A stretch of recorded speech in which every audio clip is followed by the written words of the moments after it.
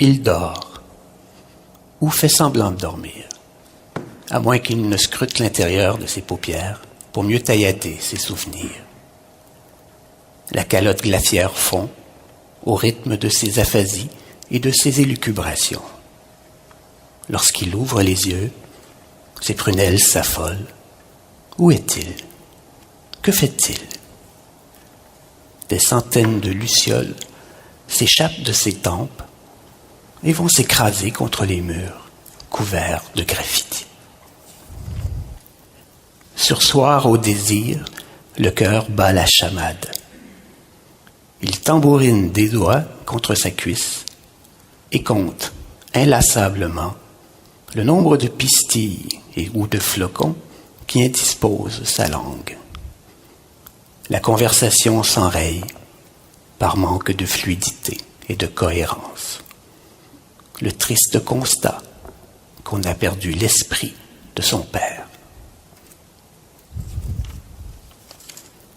Ses os s'effritent sous le poids de ses rêves. Il a du mal à s'extirper de son fauteuil. Pourtant, toutes les nuits, il tombe en bas de son lit et joue à Jean qui pleure, Jean qui rit, sur les lames du plancher. Il n'est plus que l'empreinte de lui-même, 2 traces de chaussures dans le ciment frais. Quelqu'un lui a versé une tasse d'or fondu sur le crâne.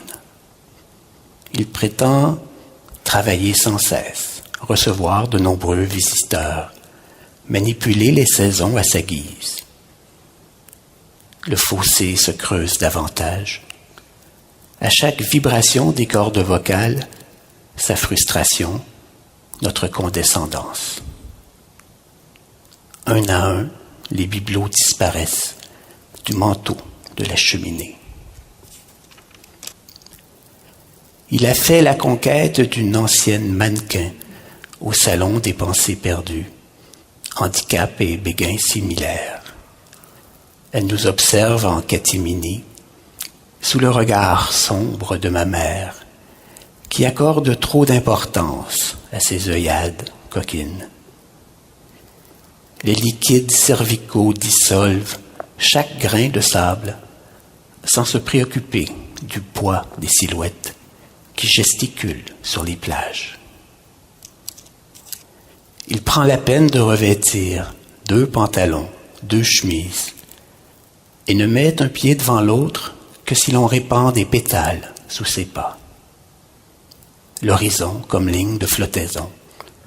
Les catamarans font voile vers le sud, canards boiteux, une dernière lettre, tracée avec maladresse à la surface agitée des eaux.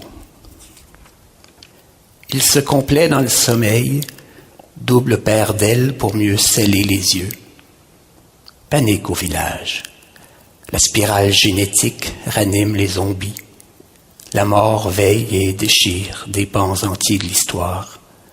La chair de poule sur le cours du temps. Le corps de cet homme abrite le souffle sarcastique de la dépossession.